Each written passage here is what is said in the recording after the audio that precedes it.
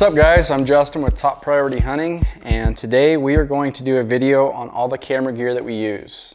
We get a lot of questions, a lot of people asking what lenses we run, what camera, what audio system.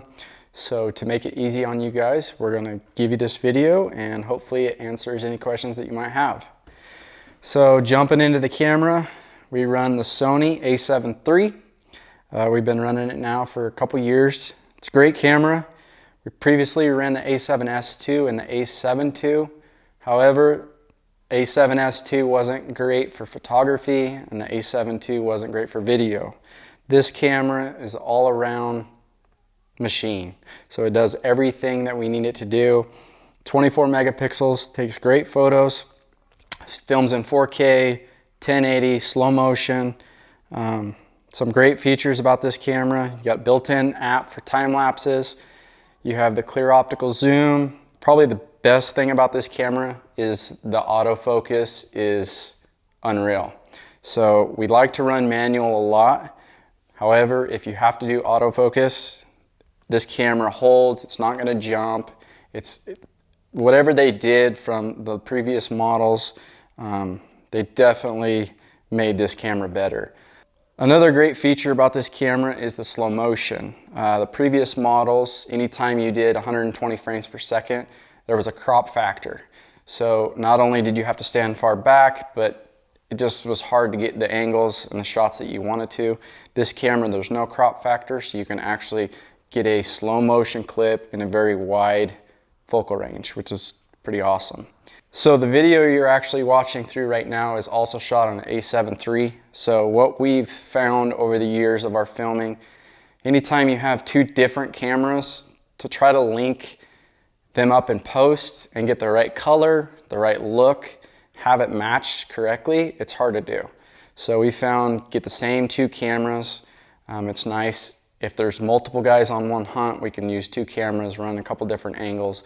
Or if I'm solo, I can have one lens, one zoom lens on my back strapped, ready on a tripod for like a long distance shot. And then I also have my monopod set up with the main camera.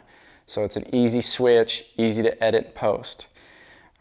Getting into our audio, we run the Rode Stereo Mic Pro Plus on both cameras. It's a great mic. We've been running Rode now for probably 5 or 6 years. Best thing about the Rode Mic Pro Plus is you have your normal plus 20 dB, but you also have, it also records on two separate channels, so your left channel and your right channel. What's nice is you have a 10 dB lower safety net.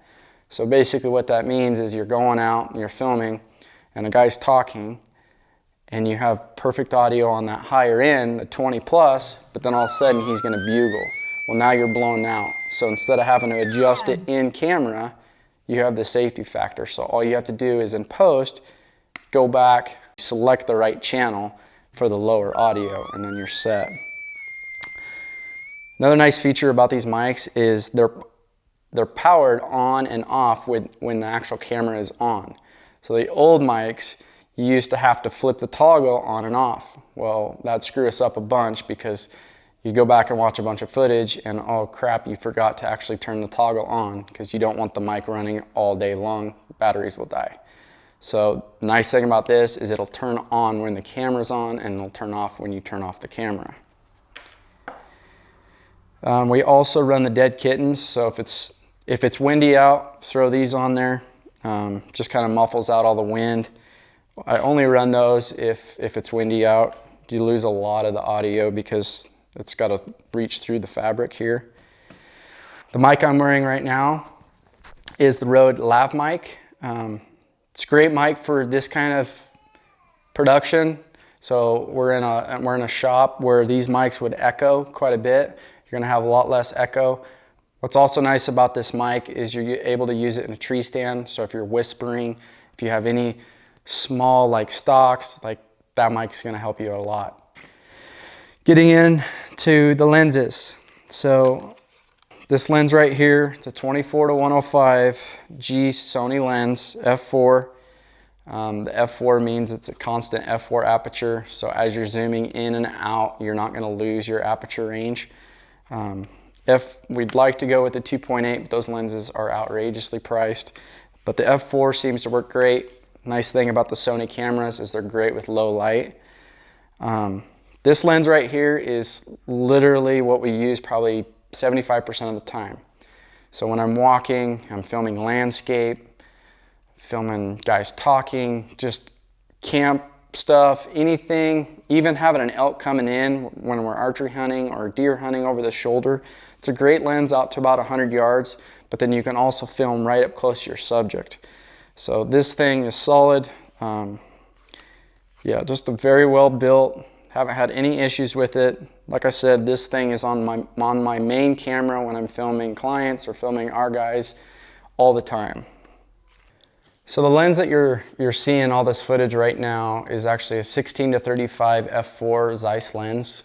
It's our wide angle. So we also take this lens with us. This lens is great for your motion. So if you're filming somebody walking, shoot ultra wide, and it takes a lot of the bouncy movement out, which is super nice. Plus, it's great for your landscape, all your photography, your time lapses, everything wide. This lens is the go-to. The one thing with that lens you got to be careful is if you're super wide, so say you're around 16 to 18 to 20, and you stick your hunter or somebody talking on the left side of the screen or the right side of the screen, you got to be really careful because you're actually going to stretch that person. So when you're filming a person talking, whether it's at camp or in the tent, be cautious of that. Make sure you're shooting them straight on or zoom in closer to more like a 24 to 35 focal length, and then you won't have that distortion in that lens. Getting into our first zoom lens, this is kind of our backup zoom. It was our first zoom lens that we bought. It's a 70 to 300, 4.5 to 5.6. Great lens, good locking feature, so it's not going to come loose in your pack.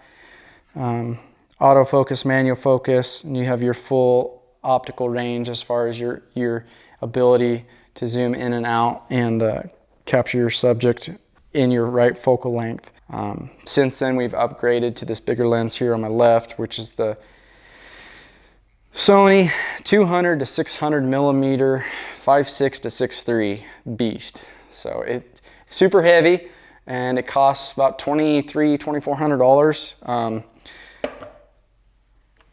Wasn't sure if I'd like it or not, just because of the weight. We're backcountry hunters, but after using it just through the fall, it is a must. Never will I leave this lens at home. Being able to film an elk 1,500 yards away and get a crisp, clear image and actually see what you're looking at is amazing. Pictures, phenomenal. It's a solid lens. Yes, it's heavy, but if you're willing to pack the weight, you're gonna get great results. So going into like how we stabilize our shots, when I'm the main camera guy or our main camera guy, we use the Manfrotto Monopod. It's right around 4 pounds, so when you add the weight of the camera plus your 24 to 105 lens or even the wide angle lens that we're filming on right now, it's a little bit heavy, but it's solid and it's quick, easy adjustable, and it's got a very fluid head, and you're nice and stable. It's solid for taking out your motion, your movement. We found that running handheld, yes, it's light and you don't have to pack the equipment in, but at times you can get shaky, or if you need a rest and you just need the camera to kind of just chill, like it doesn't take anything to hold this thing. Cool feature on this, it's got a little lock, but you take that lock off and you pivot, so you have all function and it's very smooth. So a lot of my cinematic shots, I'm able to just run this fluid head nice and steady. So when I'm running our big 200 to 600 millimeter lens, not very good on a monopod. So we run just a Vanguard tripod.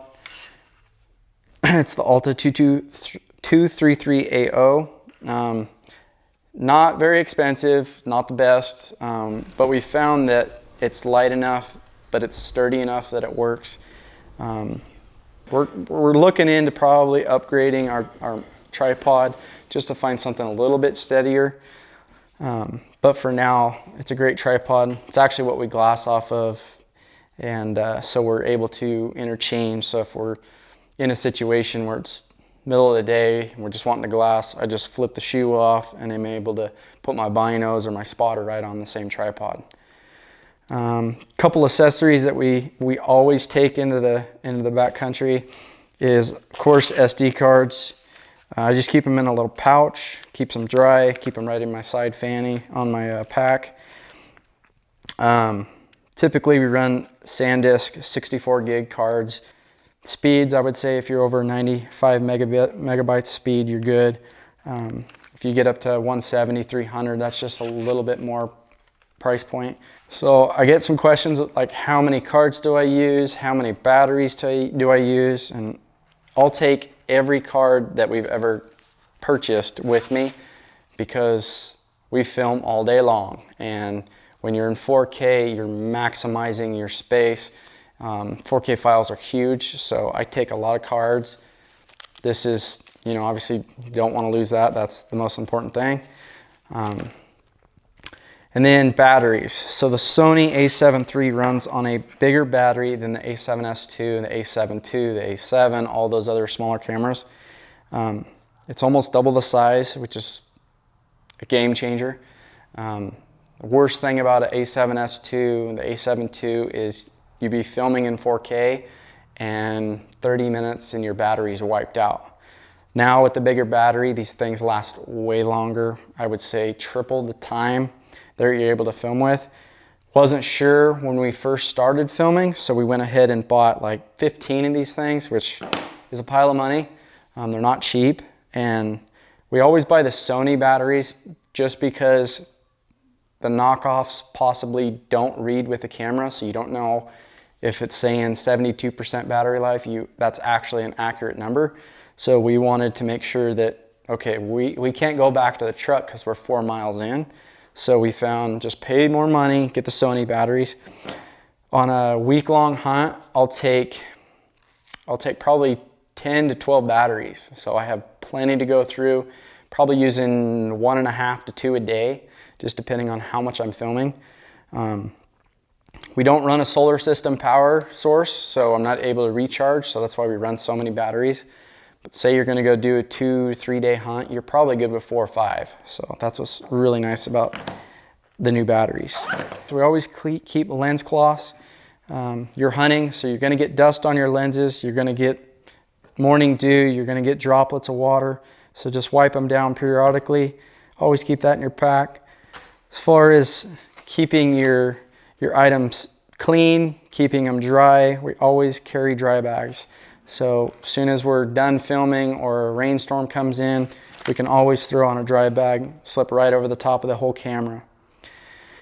Rain cover, cheap, 25 bucks on Amazon. Basically you feed your hands through it.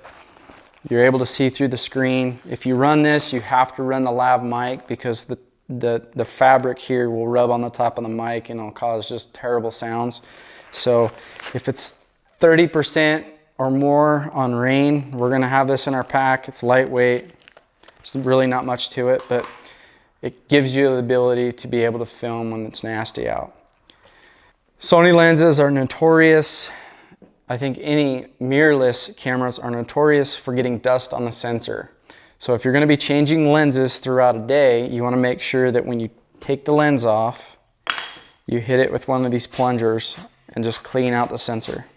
Take a peek, make sure it's clean. The last thing you want is to get back home and see dust spots on your footage. It's really hard to take those off in post, and it's kind of a pain in the butt. So if you can, pack that little thing, it's gonna save you. So that pretty much concludes all of our gear that we use. We don't take anything unnecessary. If you guys have any questions, feel free. We're a group that learned strictly off of YouTube, watching other filmmakers. There's a lot of questions that we still have, but hopefully we can help you guys out. And just know that you don't have to have this nice of gear to make a good film. There's a lot of things that you can learn along the way and a lot of equipment that will do the job. This is just the items that seem to work for us, and it's, you know, it's taken 5 to 6 years. The first few cameras, you know, we had were just the little JVC point and shoots, and you know, slowly through the years we'll buy a lens and just keep upgrading and you know, love our setup now. The only thing I'd probably change is going to like a macro lens, a lower aperture, maybe a 2.8 to a 1.5 or something like that. So hopefully you guys enjoyed the video. Subscribe to our YouTube channel and stay tuned for more gear review videos.